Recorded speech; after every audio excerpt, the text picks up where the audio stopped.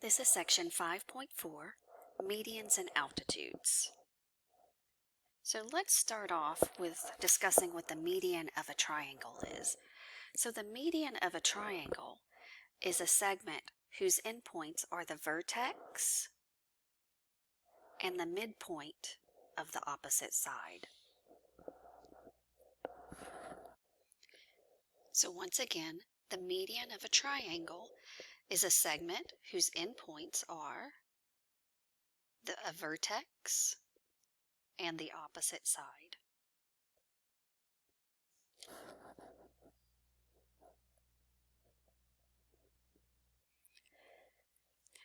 So a triangle has three medians, because it has three vertexes. So one thing that you need to know is that a triangle's three medians are always concurrent. And what does concurrent mean? It means that it's where three or more lines intersect. Now let's take a look at Theorem 5.8. So Theorem 5.8 says concurrency of medians theorem.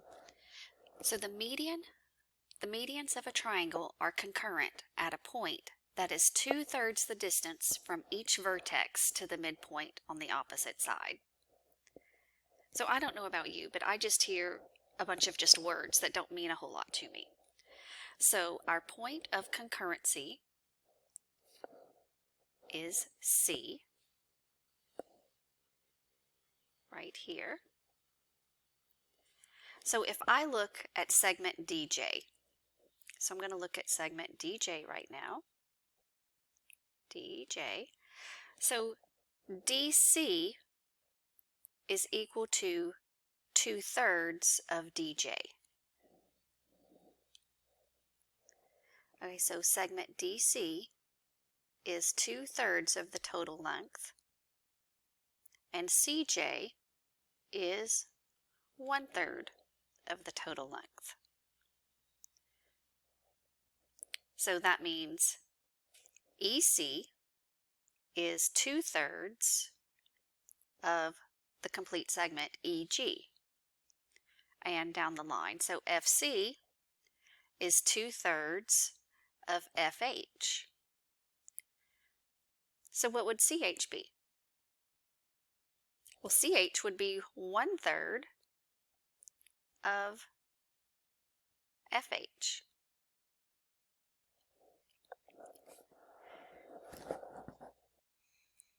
Okay, so just like some of the other theorems that we learned in the last section, the lines of concurrency for medians have a special name. So they are called the centroid of an angle, of the triangle. So the point of concurrency, so the centroid of a triangle is the point of concurrency of the medians. So once again, the centroid of a triangle is the point of concurrency of the medians. There's another name. This point can also be called the center of gravity.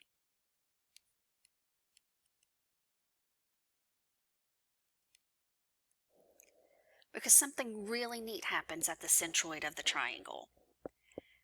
This is the point where the triangular shape will balance. So at point C in this triangle, that is the balance point of the triangle. And another thing that's important to note, the centroid is always inside the triangle.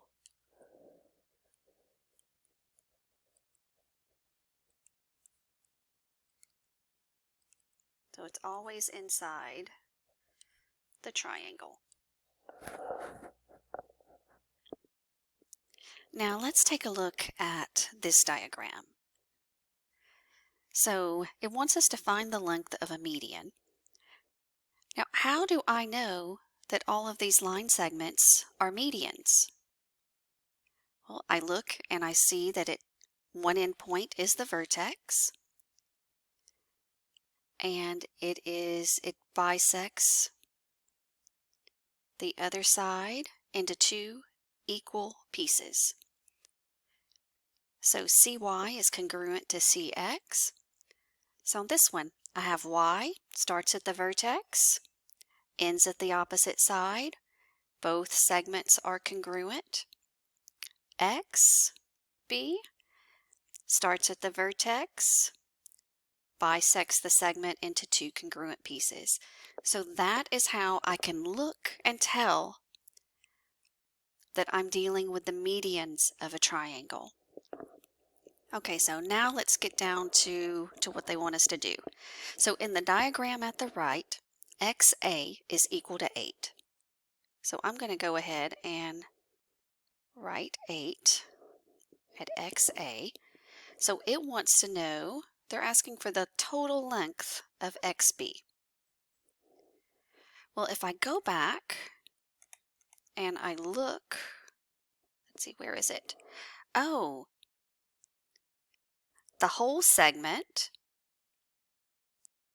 So DC is 2/3 of the whole.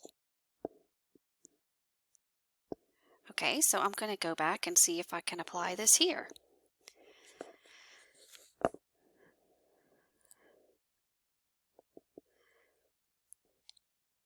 So I have XA is equal to 2/3 of XB. Now, do I have a value for XA? Yes, I do. What is it? XA is equal to 8. So I have 8 is equal to 2/3 of XB. Now, I need to get XB by itself. So how can I get rid of 2/3?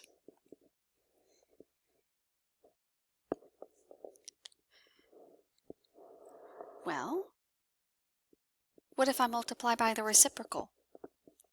What is the reciprocal of 2/3? 3/2. So if I multiply both sides by 3/2, this is going to cancel out.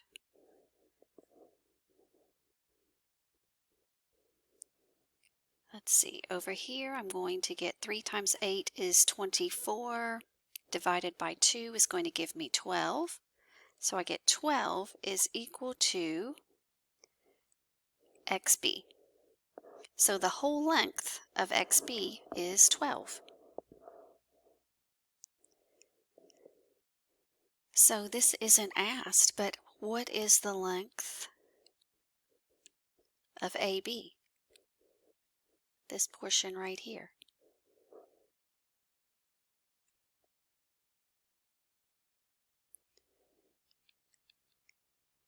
So that would be 4. If the whole length is 12, and I know that XA is 8, and that would be the way I could find the other portion. So now let's talk about the altitude of a triangle. And the altitude of a triangle is a perpendicular segment from a vertex of the triangle to a line containing the opposite side. So if we look down here at this triangle, so we're at vertex P, we drop down, it is a perpendicular segment to a line that containing the opposite side. Is the opposite side of the triangle at point R? No, it's not. But it is, the side is contained in this segment. So sometimes an altitude of a triangle can be inside or outside, or it can be a side of the triangle. And we'll look more at that in just a bit. Okay, so let's look at problem A. For triangle, PQS, so it's this triangle right here, is PR a median, an altitude, or neither?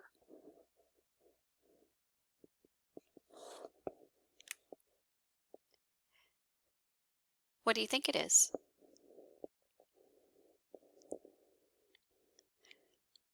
So I believe it is an altitude because it drops down from the vertex, it forms a perpendicular, and it is on the line that contains segment SQ. And that would be my reasoning. Okay, now let's take a look at B. For PQS, is segment QT a median, an altitude, or neither? Going to give you a second to look at it.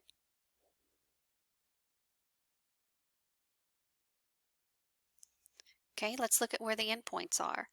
The endpoints are vertex, and the other end is the opposite side of the triangle from the vertex. Oh, it forms two congruent parts. So I'm going to say that this is a median.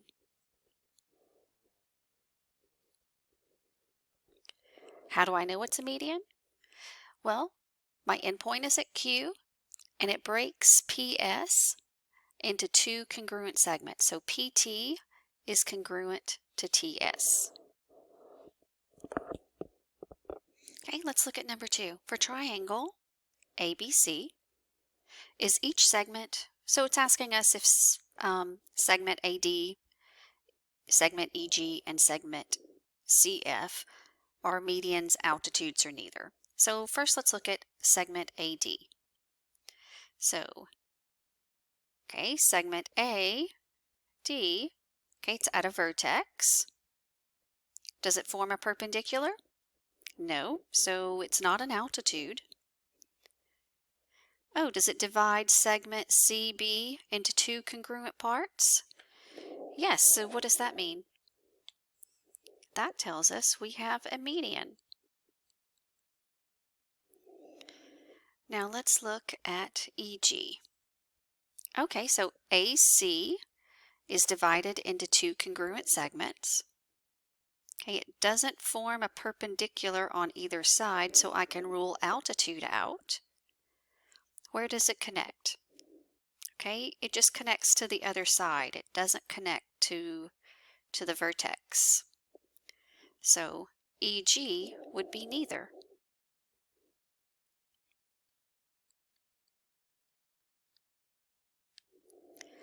Now let's take a look at CF. So CF. So it's at the vertex, and it forms a perpendicular. Let me double check the congruency of the sides. AF is not congruent to FB. So what do you think we have? I think we have an altitude.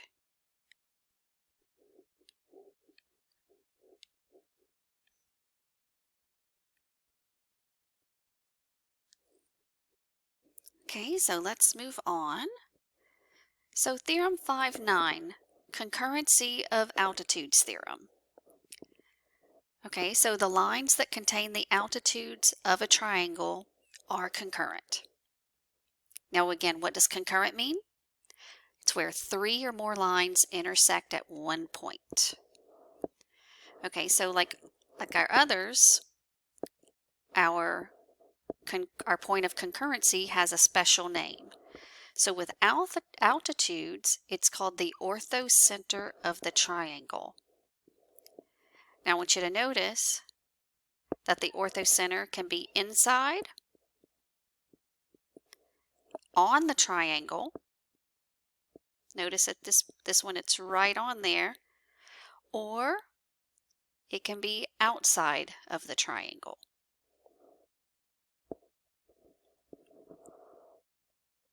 Okay, so now we're going to find the orthocenter.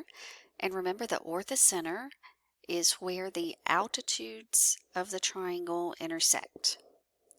So we have a triangle drawn here. So we have point A at 1, 3, point B is at 2, 7, and point C is at 6, 3. So we want to find the coordinates of the orthocenter of triangle ABC. So we know the coordinates. We need the intersection point. So how are we going to do that? Well, we're going to write the equations of the lines that contain two of the altitudes and then solve the system of equations. So, now when you're dealing with the orthocenter, do you need to find all three altitudes? You can find all three, but all you really need are two. So I have sketched in here the two altitudes that we're going to find.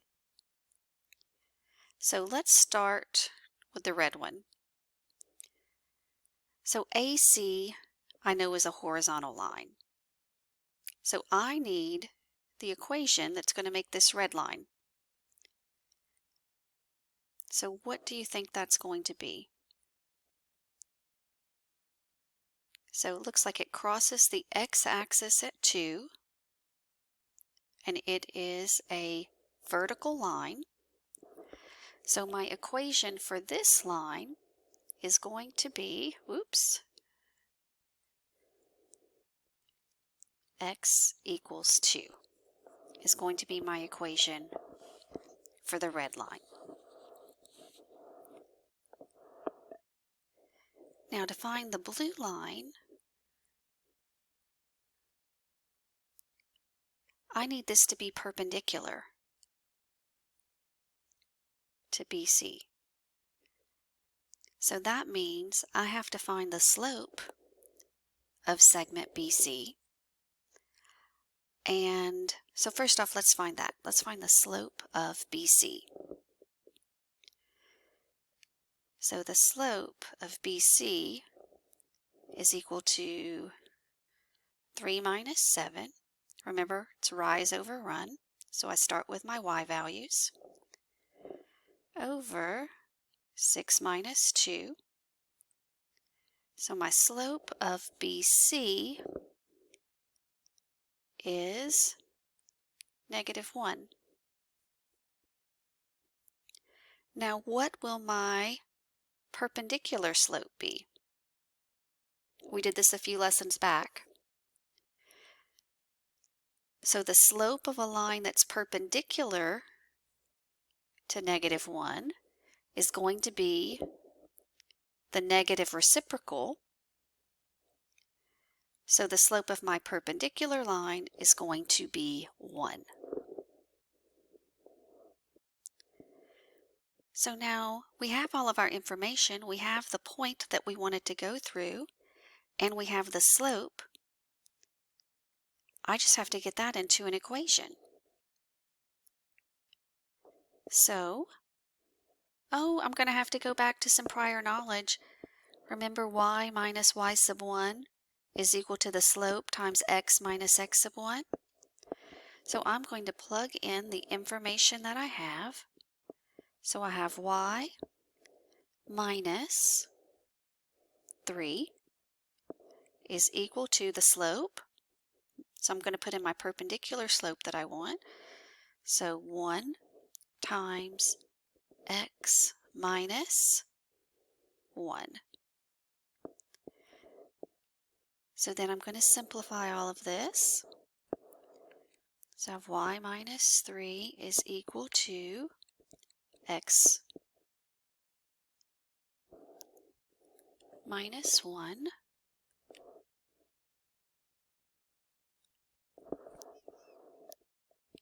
so I'm going to add 3 to both sides. So I have y is equal to x plus 2. So the equation for this blue line is y equals x plus 2. So when I solve this, this is called a system of equations. So I have x equals 2, that's my red line, and I have y equals x plus 2.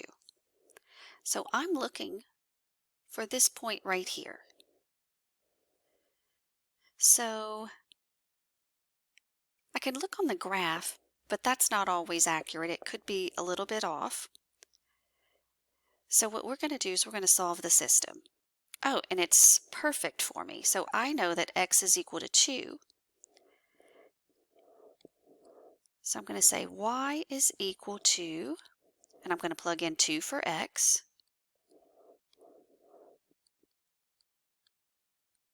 So y is equal to 2 plus 2, or y is equal to 4.